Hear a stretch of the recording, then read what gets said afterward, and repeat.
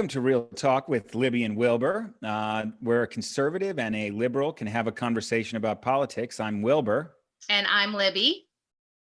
And our topic of conversation today is the impeachment trial of Donald Trump. Needless to say, I think the whole thing is a sham. Really?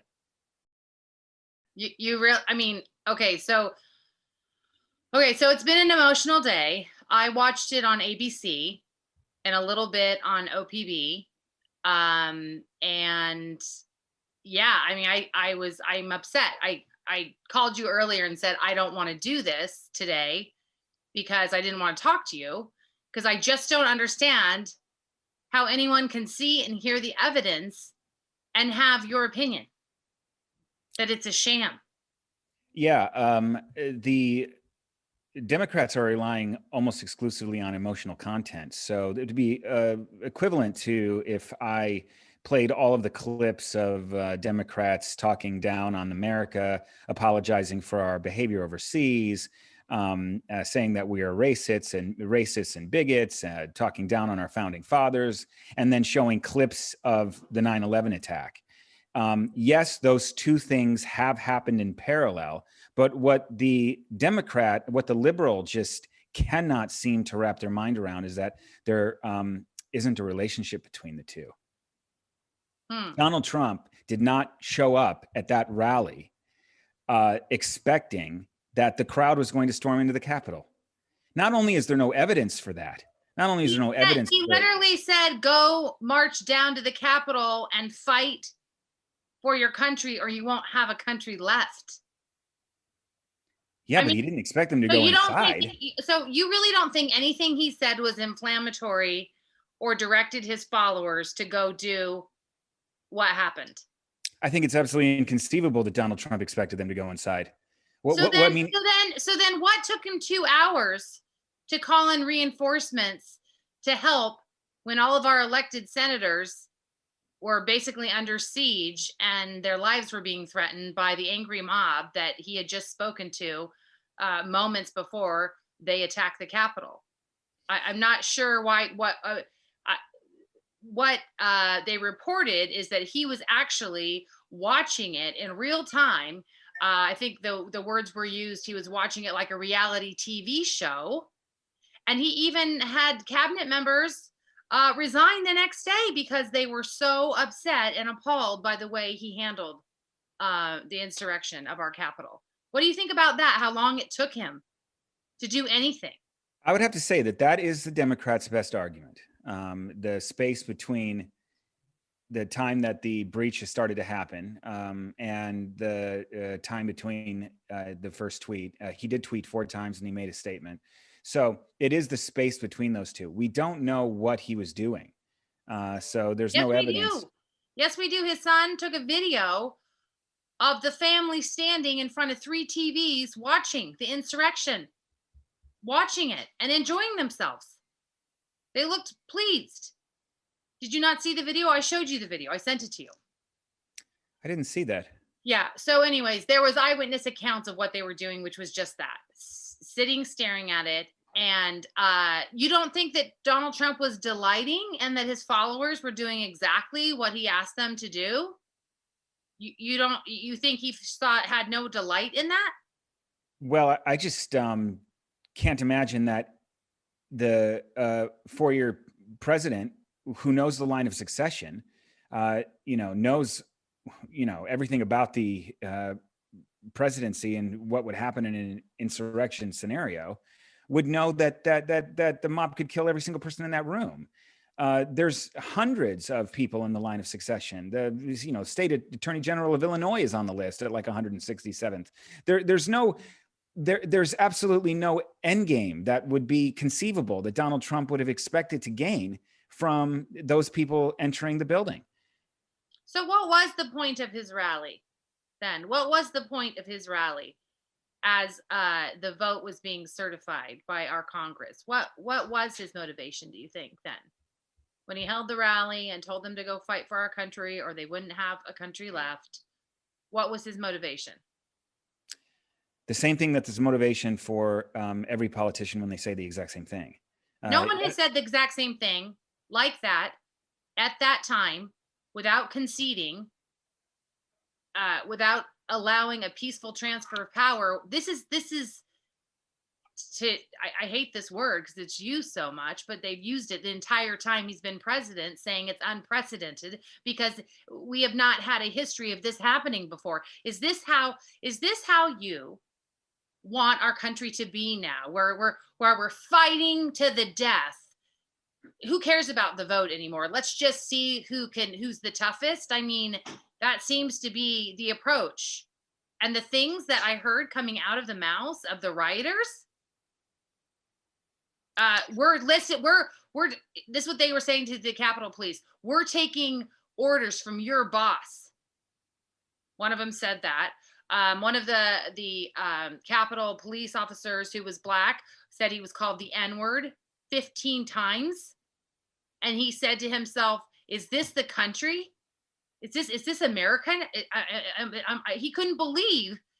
I mean, it's just, I don't understand how anyone could see the evidence and see it how it was laid out and not see how there has to be ramifications, and there has to be consequences to this kind of insurrection of our capital.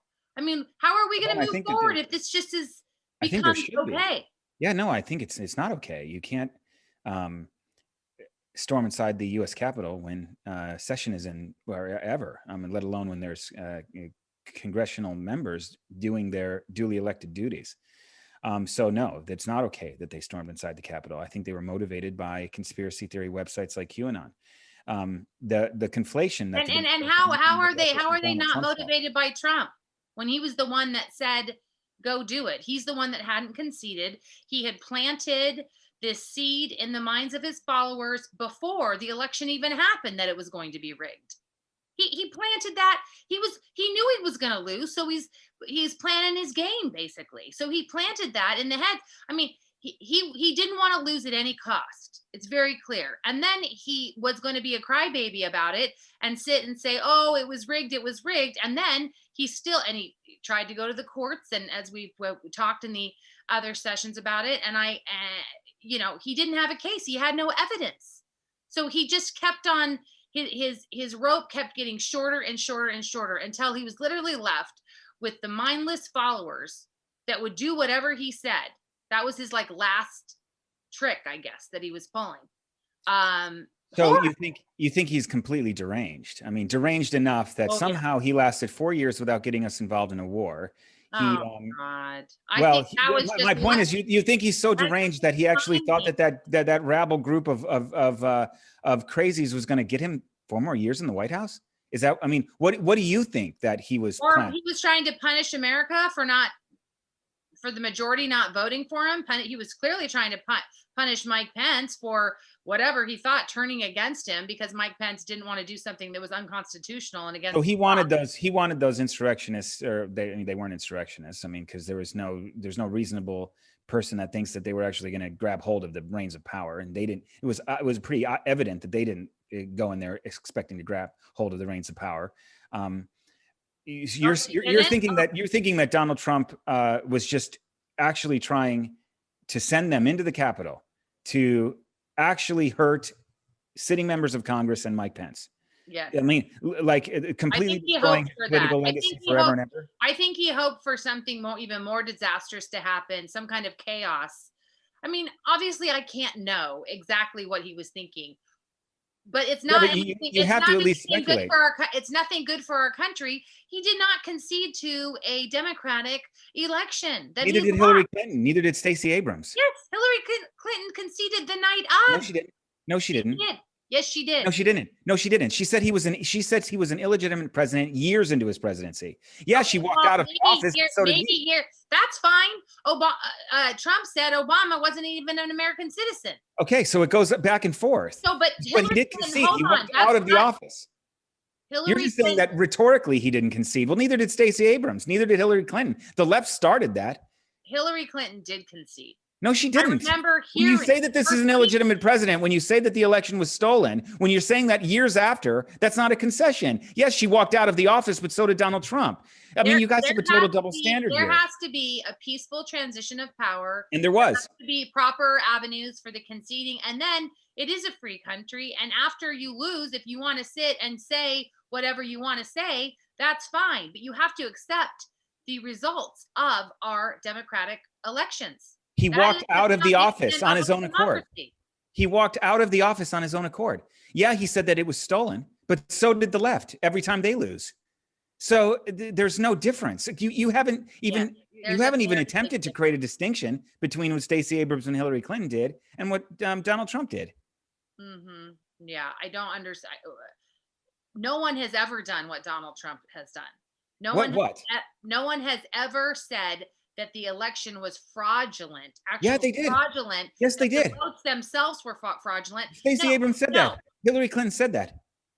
She said it was a stolen election. She didn't say that the votes cast were invalid or forged or all the things that you all have said on the right, that there was shenanigans to the tune of people actually marking the ballots for the Democrats, people that were Republicans marking it for. I mean, I don't really even quite honestly understand, because it seems like such a crazy argument to me. There's no evidence of it. So it feels like a fable that keeps getting told and maybe altered a little bit to try to keep people believing something that's not true. So the Democrats have never done that.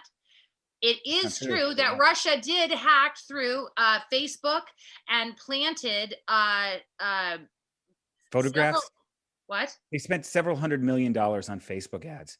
Not even that. I think it was just tens of millions of dollars on Facebook ads. Well, they infiltrated our social media. A fraction. I mean, they had pictures, memes. Being falsely representing, spreading false news and narratives around that weren't true and trying to sow discourse in our country. I mean, that's absolutely minimal compared to what the other countries do. It's minimal. Well, there's no evidence that that evidence. There actually was evidence of that. There actually is real evidence of that. And Hillary Clinton didn't tell an angry mob to go attack the Capitol during Trump's inauguration or any other time. We didn't go attack the Capitol. We accepted the election, and we've all had to deal with that maniac for 4 years. You didn't accept the election, and neither did Donald Trump ask someone to go attack the Capitol. He said, "Make your voices peacefully heard." And not only that, throughout the rest of the speech, he was like, "Go and cheer on." Do you really think he meant I listened to that speech. I listened to the Democrats' argument today. It was a shameful appeal to emotions with absolutely no rationale behind it. I can't even believe they replayed his words over and over. All the evidence, the actual videos of the insurrectionists and what they were saying, and the actual real footage. Yeah, what the insurrectionists were saying. What the insurrectionists were saying, but you're trying to say that Donald Trump caused that. He absolutely has been working on these folks. I mean, these people are his pawns. I mean, he'll do whatever he says and he knows it. But he didn't say go inside the Capitol. So you're telling me, as we've talked about before, and I've said before, with all of his intelligence that he has access to, FBI, CIA, everyone, you think he didn't know the instability of his followers and what the lengths that they would go to? I did, and I don't even work for the government, and I could tell. I mean, these folks were they wanted to fight. They seriously wanted to fight. It's inconceivable to me that he would have been planning or expecting those people to go inside the Capitol and completely destroy his political future, completely destroy his legacy. He would have known that they had absolutely no chance of getting him 4 more years in the presidency. It would he just wanted them to go inside the Capitol and terrorize sitting members of Congress. I mean, he sent a tweet while it was happening. He sent a tweet as it started happening. He very well knew it was happening. He tweeted out to his followers as it was starting. So you're saying he's watching this on the television? What took him so long to intervene?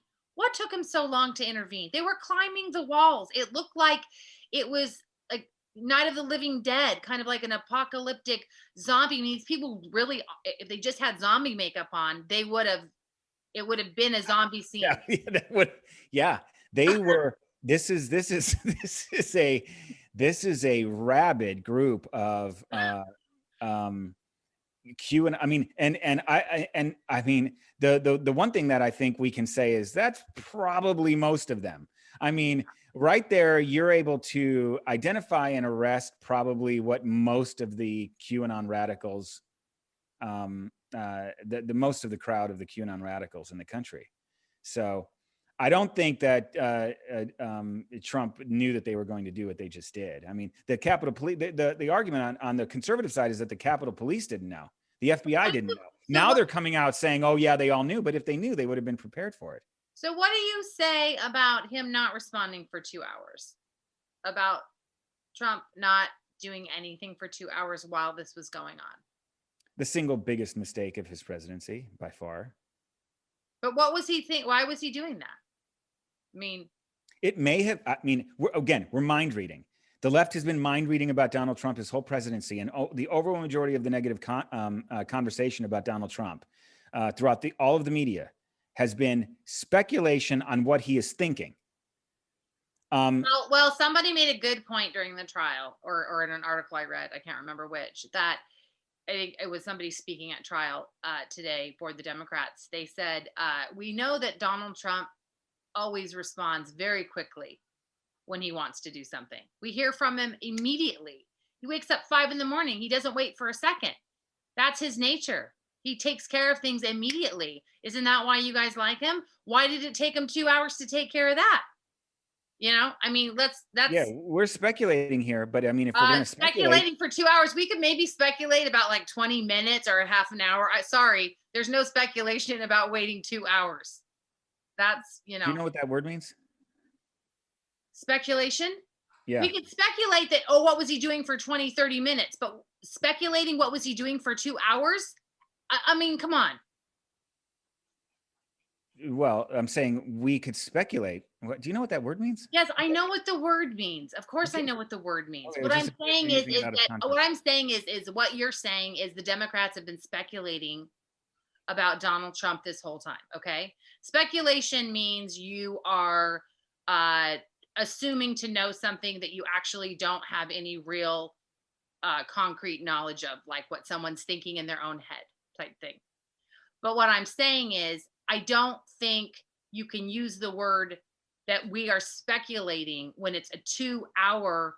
I mean, we are speculating, but that is evidence in itself. It's not a speculation. It's evidence when the president, who normally responds quickly, so quickly that he wakes up in the morning and first thing he does is tweet, and it takes him 2 hours. I mean, to me, that's actual fact right there. That's like Yeah, a story he laid out. he has been a lot quieter since he lost the election. I mean, that is true. And I don't like to, mind read, which is what we're doing. But I mean, if I were mind reading, I would, there is a case to be made that he was enjoying it. There's a case to be made. This is your best side of all of the ridiculous, and the problem with all this crying wolf that the Democrats have been doing, the Russia hoax, the Ukrainian hoax, everything else, just on down the line, the years and years of speculation about the fact that he was going to nuke North Korea or start World War III, or that the economy was going to totally collapse, just on and on and on, is that now no one's going to buy, that he was enjoying it. I would concede that it's a possibility that he was actually watching that and enjoying it. So if he was enjoying it, Yeah, but we're speculating. okay. So do you think he should be allowed to run for the presidency again? To run for the office of the president of the United States? Do you think that he should be allowed to do that? Yeah. So I feel like that's like one of my worst nightmares, that I have to, first of all, have 4 more years of him. But second of all, as someone said once again in the trial today, what's scary is, it's even if he doesn't win, look what happened when he didn't win this time.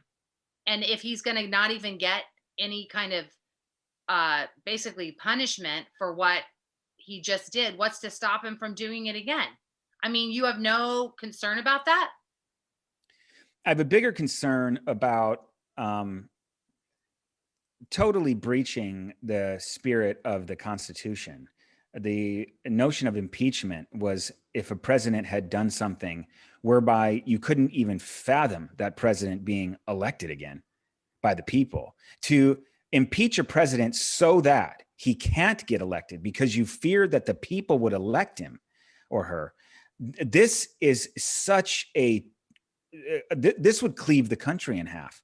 I would fear not letting him run way more than I would fear letting him run. In any situation, you always want to let the voices be heard. You want to err on the side of freedom. Taking away the people's freedom to vote for this president at this time would be downright frightening. The conservative movement in this country, the 75 million people that voted for Donald Trump right now, are genuinely frightened about what the left has planned for them. And taking away the right to vote for whoever they wanted to in the 2024 election has the potential to cleave the country in half. I see your point. I see your point.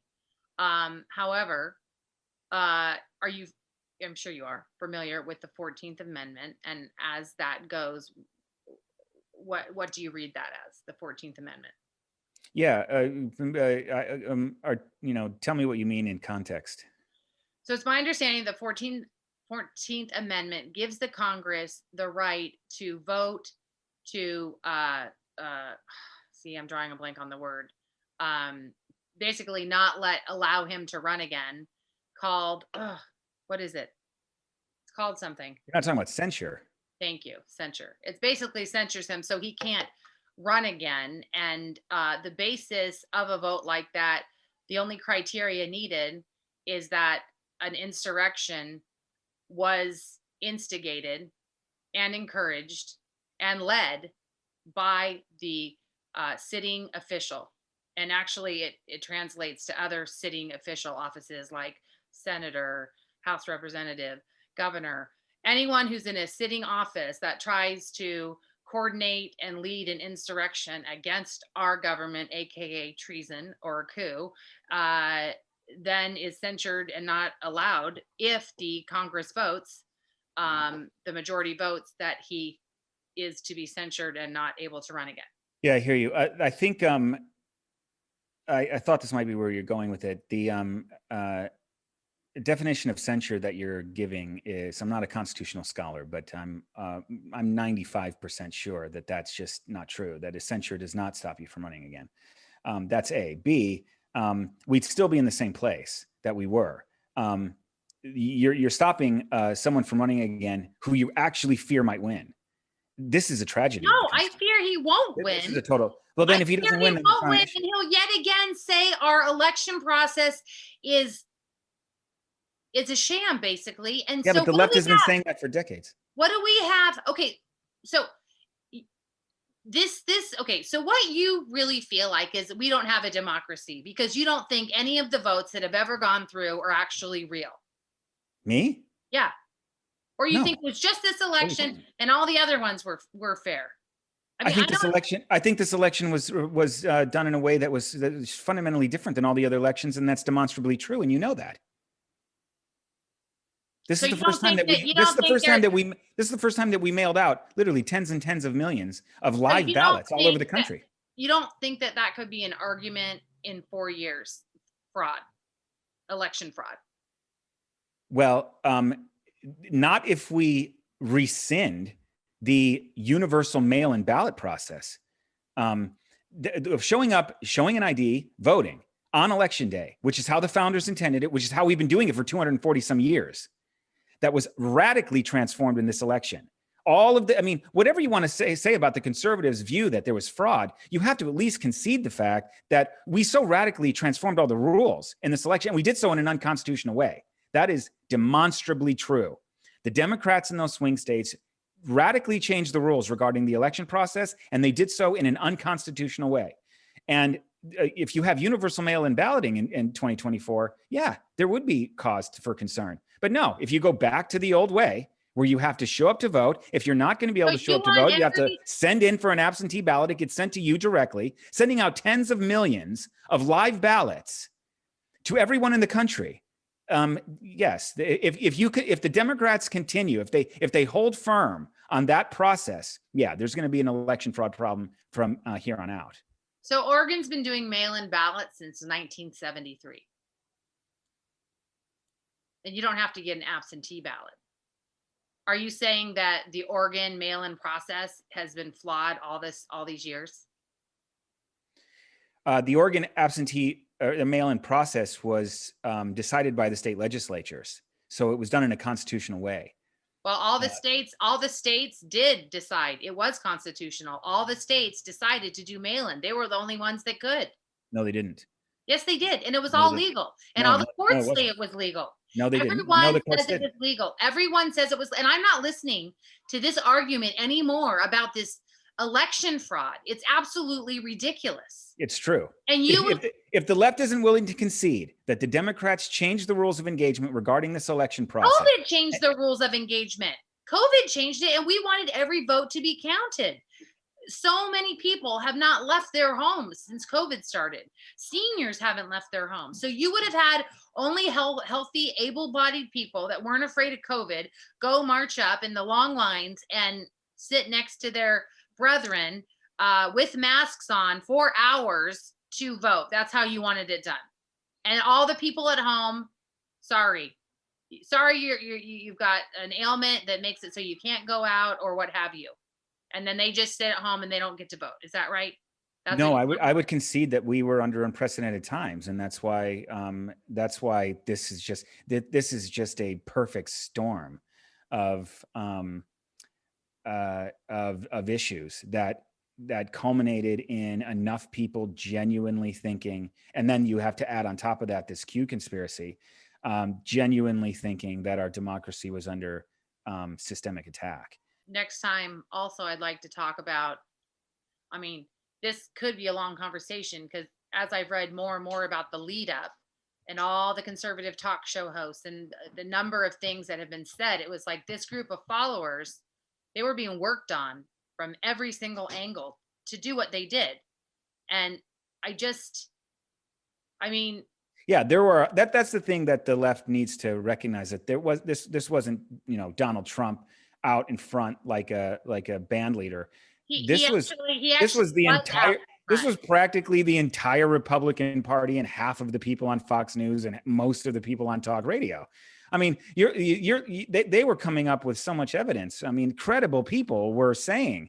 very credible people were saying that there was evidence of fraud here. So until now, they're not, because they can't, because there is no evidence and they're going to get sued if they keep saying that. And Wilbur, thank goodness no one knows who you really are, because you could get sued too, probably, for saying this.